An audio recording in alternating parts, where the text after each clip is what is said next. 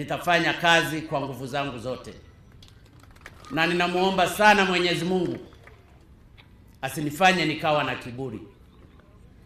Ninamuomba sana Mwenyezi Mungu asinifanye nikasahau nilikotoka. Mimi nimeuza maziwa, na niliokuwa na wauzia maziwa wengine bado wapo. Nimeuza afuru mpaka Ilemela, nimechunga ng'ombe. Kwa hiyo maisha ninayafahamu, na kwa sababu ninayafahamu maisha ya Mtanzania wa kawaida, ndiyo maana ninapokuwa kwenye level kubwa kama rais, sitaki nisahau nilikotoka.